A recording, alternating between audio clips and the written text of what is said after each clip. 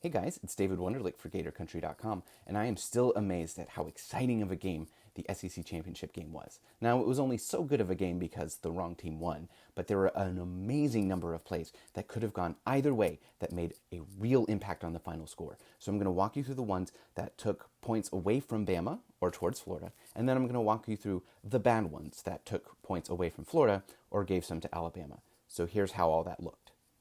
Oh, this is the first one that is bad for Alabama. Trask and Pierce fumble the mesh point here. Kyle Trask kind of dribbles it and is able to pick up the fumble. So that is either a 3 or 7 point swing, depending on whether you think Florida would hold Alabama to a field goal or get a touchdown. This early in the game, I lean towards touchdown, but it could go either way. Later on in the same drive, here is a perfect long ball from Kyle Trask to Kadarius Toney. He drops it in right into Toney's hands. I do consider this a 50-50 kind of play because this kind of throw and catch is extremely hard to do, and Florida gets a 51-yard touchdown on it. So because Florida directly gets points on it, this is 7 points in Florida's direction. So Alabama doesn't have another big play go against them until here. This is very late in the second quarter, $1:40 to go. It's another long completion to Toney, but it's not the completion. It is this. He almost fumbles the ball at the goal line. He was down before the ball came out, so it was a proper call. This was not some sort of miscall by the refs, but this almost took the ball away from Florida. So this is another 7-point swing in the Gators' favor because they do score in the next play. So that was only 3 big plays that went against Alabama in the first half. Here comes the second half, and this is where things start going Florida's way. So this is on the Gators' first drive. It is the long sideline connection to Trevon Grimes. This is absolutely perfect ball placement. It's not quite back shoulder, but it's not leading the receiver too hard.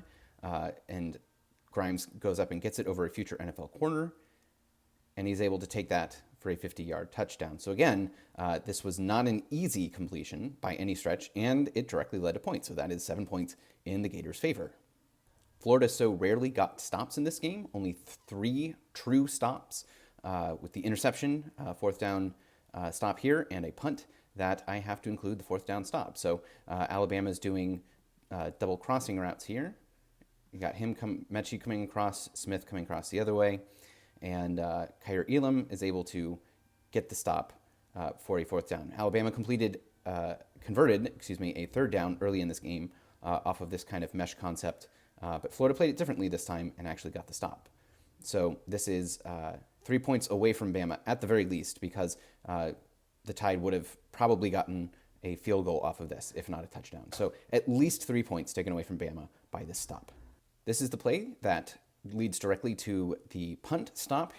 It is 1st and 10, but we're going to look at Zach Carter here. He is going to end up getting tackled by Alex Leatherwood, the left tackle. That is correctly called a hold, and that puts Alabama into a 1st and 20 position. And even with as good as Alabama's offense was, they couldn't overcome 1st and 20. And so that flag right there from 70, tackling Zach Carter, took another at least 3 points off the board, because you can see that Alabama's already in Florida territory here.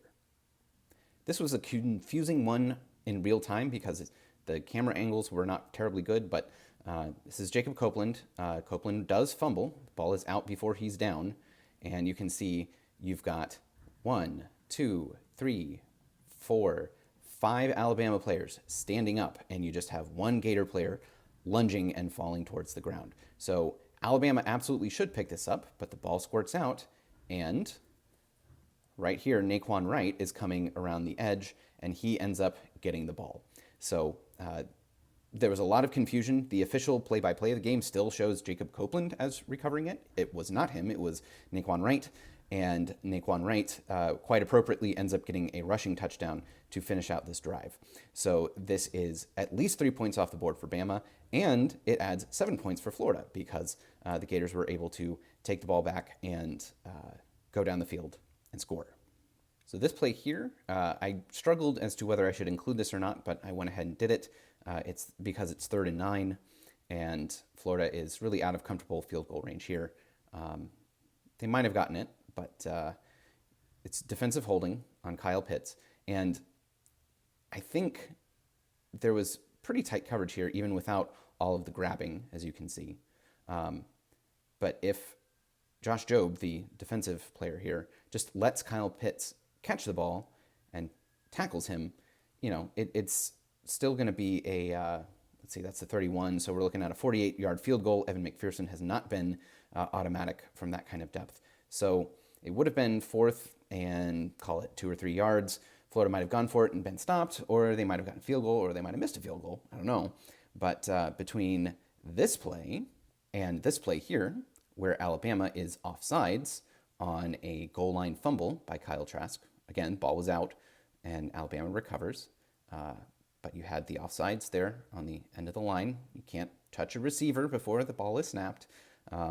This gives Florida 7 points. So Florida only got to this point where they were fumbling on the goal line because of the defensive holding call that could have been a stop earlier. So I give Florida another 7-point swing on this. So this is the end.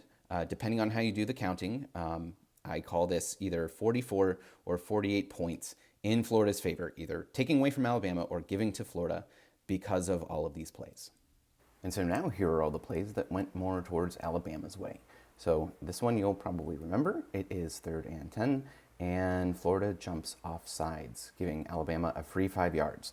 Alabama didn't convert a single third down longer than 7 yards, so I like their chances of getting a stop on 3rd and 10, but they didn't. They jumped off sides and ended up giving up the conversion. So that swings the game about 7 points Bama's way because they went on to score a touchdown after this. Next one up is an obvious one. It is 3rd and 2, and I think you know what happens. Trey Dean rips the ball away from the tight end, but then he gets blindsided, fumbles it, and loses it. So this was the single biggest play in the entire game because this takes a possession away from Florida and gives Alabama 7 points on the exact next play. So if Trey Dean could have just fallen down or somehow held onto the ball, that would have been huge. But instead, Alabama gets another 7 points. This one is hard to fault the players too badly, but Kyle Trask misses Justin Shorter just a little bit long down the sideline. That is a touchdown if it's complete. So that is 4 points taken away from Florida because this drive ended with a field goal instead of a touchdown. Later on, Alabama actually gets a incompletion here on 3rd and 3, no good, except Zach Carter gets called for a hands to the face penalty, and it's too bad because it didn't even really affect the play. If he didn't put his hands to the face, it would have been a stop. So that is 3 points towards Alabama's way, and I only give it 3 because later on the same drive, it's 3rd and 6, and Jaden Hill has the opportunity here to make an open field tackle, and he probably gets Najee Harris down at the 5-yard line, forcing 4th and 4 at the 5.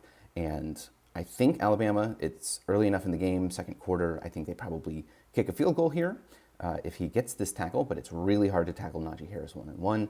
Jaden Hill doesn't do a very good job, and so Harris gets into the end zone. So the penalty on Carter allowed Alabama to continue driving, and this missed tackle gives them the rest of those 7 points. Now up, it is 3rd and 7. This is another third down that Alabama is not able to get on an incompletion, but this is the one where Kyrie Campbell was unable to get off the field after a substitution. And so even though Mac Jones chucks it too high and Devontae Smith can't come up with it, they get a do-over and end up picking up the first down. So as per usual, they end up getting a touchdown at the end of this drive, and so that's another 7 points towards Alabama's way. Finally, we are at the end of the first half, and this is one everyone knows quite a bit about because it was the talk of the game. Right down here, there's going to be 19 seconds to go on the play clock when Florida snaps the ball. It's 1st and goal.